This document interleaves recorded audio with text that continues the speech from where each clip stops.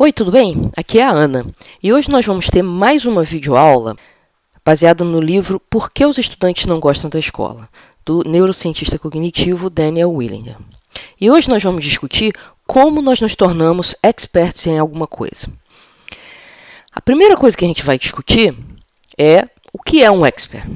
Na verdade, um expert é uma pessoa que resolve problemas de forma rápida e criativa. Então, ele é um cara ágil e criativo para resolver problemas. E qual será a principal característica que um expert tem? Será que é inteligência? Será que é um talento natural? Olha, durante muito tempo se acreditou que era uma dessas duas coisas ou as duas coisas juntas. Mas, na verdade, o que as pesquisas mais recentes estão mostrando é que a principal característica de um expert é que ele tem muitas horas de prática acumulada. Na verdade, virou moda falar no número mágico das 10.000 horas. Né? Os psicólogos, os neurocientistas costumam falar, principalmente em publicações mais populares, que o número de horas necessário para você virar um especialista em qualquer assunto é mais ou menos 10.000 horas de prática deliberada. Esse número, obviamente, é uma média, né, calculada com base em alguns estudos de pessoas que são especialistas em determinadas áreas. Mas essas 10.000 horas normalmente são ligadas a habilidades que requerem muita prática. Habilidades mais fáceis, você acaba adquirindo uma expertise bem antes das 10.000 horas. Mas para uma habilidade complexa, como, por exemplo, tocar um instrumento musical, jogar xadrez, você precisa das tais 10.000 horas.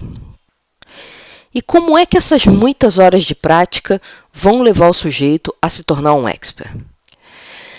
A questão é que, como ele pratica muito em vários contextos, em várias situações, ele acaba tendo muita informação interligada na memória de longo prazo. E o que vai acontecer, então, quando ele tem muita informação interrelacionada na memória de longo prazo? Ele vai adquirir uma maior capacidade primeiro, de transferência de conhecimento. Ou seja, ele consegue pegar um conhecimento que ele adquiriu num contexto e transferir para um outro contexto. Isso é uma habilidade bastante difícil de se adquirir e só mesmo com bastante expertise para a pessoa saber fazer isso com tranquilidade. Outra coisa importantíssima que essa enorme quantidade de informação dá para ele é a capacidade de separar o que é essencial do que é marginal. Tá? Em outras palavras, separar o joio do trigo. Por que é importante separar o essencial do marginal? Porque se você consegue separar isso rapidamente, você naturalmente vai pegar só o que é essencial para resolver aquele problema. E aí você vem aqui nessa capacidade de resolver problemas rapidamente. E além disso, ele também tem uma alta capacidade de abstração, porque ele já viu aquela coisa acontecer de tantas maneiras diferentes que ele consegue, através da separação da informação essencial, enxergar uma estrutura abstrata que está por trás da estrutura concreta, que é a primeira que aparece. Vou tentar explicar isso aqui um pouquinho melhor. Uma pessoa normal que começa a estudar alguma coisa, que já tem algum contato com um determinado assunto, ela tem algumas informações representadas pelos pontos verdes e algumas interconexões entre essas informações. Então, ela consegue, com algum esforço, caminhar aqui dentro dessa rede e resolver alguns tipos de problemas. Já um expert, além dele ter muito mais informações, ele tem muito mais interconexões entre essas informações. E o mais importante aqui para ele conseguir resolver os problemas rápido e encontrar maneiras criativas de resolver os problemas é justamente a quantidade de conexões. Porque aí ele vai encontrando caminhos que uma pessoa que não é especialista não conseguiria enxergar porque ela não consegue fazer as interconexões adequadas. Então, essa é a representação do que difere no cérebro de uma pessoa normal para uma pessoa que é especialista num assunto. Bom, e daí? Como é que a gente usa essa informação de como funciona a cabeça de uma pessoa que é expert em algum assunto para a nossa vida? Bom, A primeira coisa é entender que um especialista ele pensa diferente de uma pessoa que é amadora no assunto, por exemplo. Por quê? Porque ele tem uma estrutura mental diferente.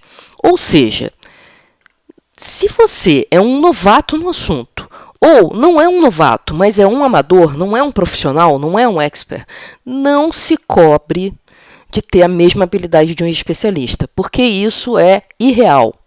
É uma cobrança irreal. Justamente por causa dessa questão aqui, do cérebro do especialista ser diferente. Então, ele naturalmente vai pensar por caminhos diferentes dos seus de novato ou de amador. Tá? Então, não fique se cobrando ter a mesma habilidade que um especialista antes de você ser um especialista. Aí você se pergunta, bom, e se eu quiser me tornar um especialista num determinado assunto? Aí você tem que partir para a aquisição de horas de prática deliberada, né? Para chegando cada vez mais perto dessas 10.000 horas. Ou da quantidade de horas que seja efetivamente necessária para a habilidade que você está querendo se tornar um expert. Tá? A prática deliberada, em poucas palavras, é uma prática que não é feita assim só por praticar. Ela é feita com a intenção deliberada de melhorar a sua habilidade naquilo que você está praticando. Tá? Eu vou dar um exemplo prático. Quando você começa a aprender a dirigir, você tem que prestar atenção em um monte de coisa. Então, você está deliberadamente tentando se tornar um motorista melhor. As pessoas normais, quando chegam num determinado patamar de conforto, elas continuam dirigindo, ou seja, continuam praticando, mas a prática não é mais deliberada. Ela não pensa mais no que está fazendo. Ela não tenta melhorar a forma de estacionar, a forma de ultrapassar, a forma de engatar as marchas. Ela simplesmente começa a fazer do jeito que ela sempre fez. Então, ela não está melhorando a habilidade dela de dirigir. Ela vai ser uma motorista amadora, tá? Porque ela não vai nunca atingir um número de horas realmente grande de prática deliberada para se tornar uma super piloto de Fórmula 1, por exemplo.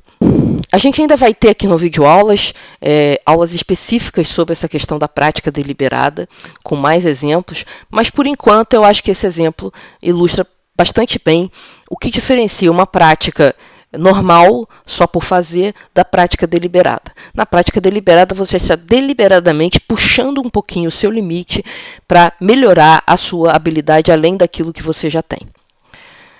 Bom, espero que essa videoaula tenha sido útil e bacana para você.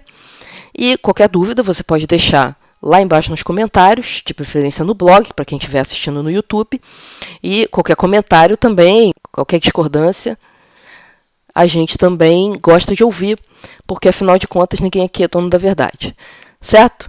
Então, até a próxima videoaula. Tchau!